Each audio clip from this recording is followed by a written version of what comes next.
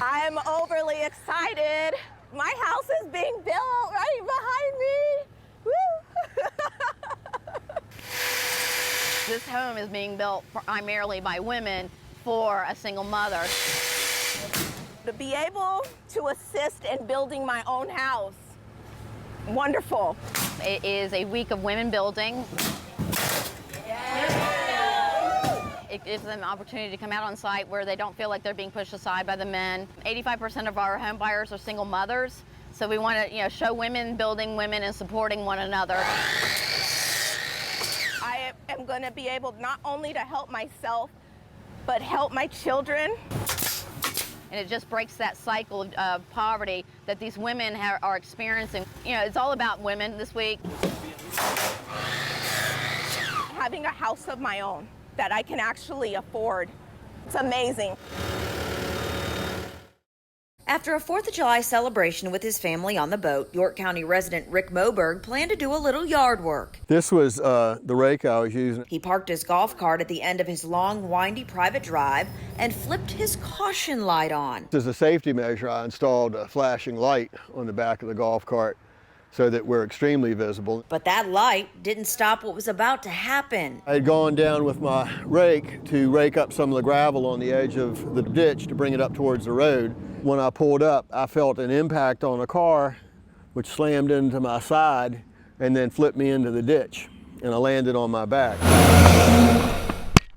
In a split second, a day of celebration turned tragic. From the second it occurred, it was just like a nightmare. He somehow hobbled up and noticed 2 cars that had slowed down a bit as he scanned the pavement. After a little while of gathering my senses, I was able to turn around and see the car that hit me slow down, stop.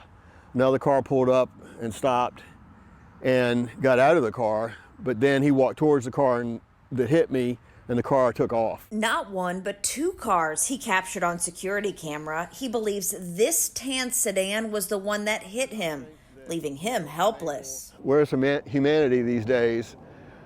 I know what I'd do. I think they ought to reflect on what they did and understand that had they stopped and rendered help, it would be a misdemeanor. Moberg is slowly healing. Reminders of that incident are ever present. I'll heal.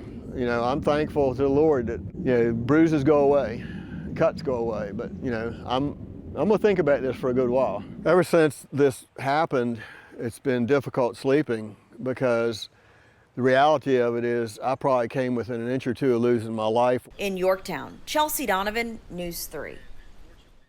We spoke with an officer today who says that he's actually going to be out in this area tomorrow running radar, and you're going to notice that it's a lot busier right now than it was maybe a little earlier today. We're not only looking at just 12,000 square feet of space, we're looking at the area that will soon help modernize U.S. Navy ships and also bring 166 new jobs to the area. After a threat was made on social media, it sent everyone on high alert. Of course, this coming just 2 days after the shooting in Newport News. And take a look at this headlight you're seeing below me. This actually has even some water still lodged inside the headlight. Replacing a catalytic converter can cost upwards of $800. Which is why police encourage people to invest in low-cost security cameras to help ward off thieves. We're at a total now of 17 hours. This is a case that carries a lot of weight. New technology is helping Virginia Beach police make more arrests when it comes to gun violence. This is the spot on Sewell's Point Road where the Hershey Bar stood for 35 years. All that's left now is rubble. It permanently closed back in 2018 and was demolished by the city a year later. Now, I can tell you in the last few minutes, we've seen a few residents going in and out of the apartment building. The Virginia Beach Police Department saying today they had no comment on the FBI's report, which was independent of their own. Another tip, travel light.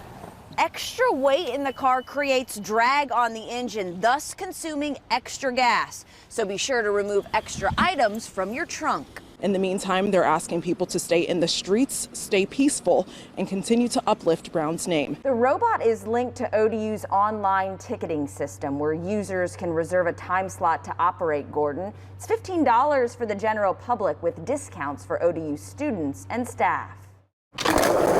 Before lunch on a Monday morning, Trey Hill gets in a good skate sesh before the afternoon heat. It's changed my life. I've met my best friends through it. I've traveled the world for it. It's just it's the best thing that's happened to me. He's been on the deck for the past 18 years. And for the past year, he's been coming here to this old abandoned and blighted industrial site near Harbor Park along Water Street. When all the skate parks closed during the pandemic, it was just the place to go.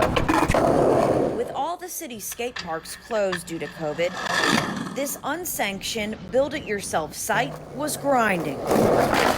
This place specifically was a safe haven for the skate community. We gathered here, we met new people here, we had people from out of town come here. We all had masks on sometimes here, which was weird, but it was the only place to go. So at any given day, if it was nice like today, easily 30 plus people sometimes. This go-to place for the local skating community will soon look like this: the city building an open green space style park next to the Elizabeth Trail. Construction on the new project is set to begin here in just a few days. It's a $1 million project. The city is picking up half of the funds. The other half is coming from a $500,000 Brownfields grant. What was once old will be new again, but now it's wheels up. For those working on their kick flips and ollies, all that's left now is the memories. It's really sad because like I said, I've seen younger kids learn how to skateboard here.